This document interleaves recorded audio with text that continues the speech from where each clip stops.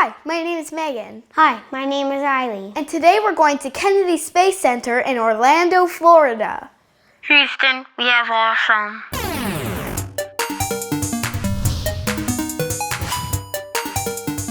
Kennedy Space Center is in Cape Canaveral, which is about an hour's drive from Orlando. There, you can learn all about NASA's space programs and see where the rockets take off from. From Apollo to Atlantis to future missions to Mars. The Rocket Garden is a place at Kennedy Space Center where they have a huge collection of old rockets right outside. Some of them you can even check out and sit down inside them. What I thought about sitting in the rockets was that it was pretty cool that you have to sit on your back, and it's not like you have to sit straight up. Our dad didn't fit very well. When you're an astronaut, it's your advantage if you're not very tall because it helps you fit into smaller spaces. On the bus ride, you get to see all the rockets and all the launch pads that the rockets would launch off of. They actually had an issue where the alligators would climb over the fences, so they had to make them curvy to keep the alligators out. I thought it was really neat to see the big transporters that they would use to carry rockets on. I thought that it was pretty cool, but also kind of boring at the same time, because I wouldn't like to drive it because it would go 1 mile per hour. The big part of the bus tour is when you get into the building at the end, there's the huge Saturn V rocket, the one that went to the moon. And I thought it was really cool to actually see it with my own eyes. And what I liked about what they did with the rocket is how they separated the parts of how they released all the rocket parts, and then they would ride in that little cockpit. Yeah, the cockpit is really tiny compared to the rest of the rocket. And the funny thing is, most of the rocket is filled with rocket fuel. They even showed us what the astronaut suits used to look like. Compared to what we see astronauts wearing now, it looked pretty silly back then. Kind of like a costume that you would wear on Halloween.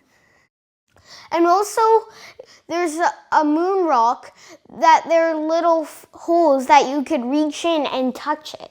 It was like touching the moon.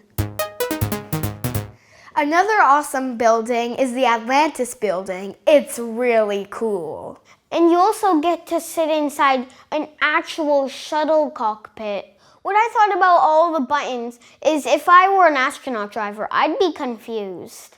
I think it's really neat how they actually have to memorize all those buttons, what each of them does, and when to use them. It was so hard to resist not pressing them. And also, in that part of the building, there's this funny thing where you could feel what it feels like sitting on an astronaut toilet. It's pretty gross. The emergency escape slide is really fun. It's this big orange slide that you get to slide down on. It's super fast and smooth. It was also pretty fun to use the Canadarm, and you realize how difficult it was to use and how talented the astronauts are and how much practice it must have taken. In that Kennedy Space Center, you get to meet a robot named Robonaut, and he's pretty cool because he could actually see you and talk to you. He's really cool because he actually recognizes you kind of by what age you are and that you're a human. So when you walk up to him, he greets you as "Greetings, human." And when you say "Bye, Robonaut" to him, he says "Farewell, humans." And he even recognized how to give you fist bumps and high fives. How awesome is that? The people who go into space are some of the bravest, smartest people alive. It's really cool to learn what their plans are for the future exploration of space. They're right now making plans for a trip to Mars. I thought Kennedy Space Center was the best. And also, make sure you make your way to the gift shop. That's the best thing ever.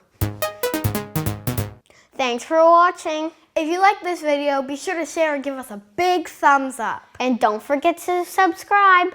3, 2,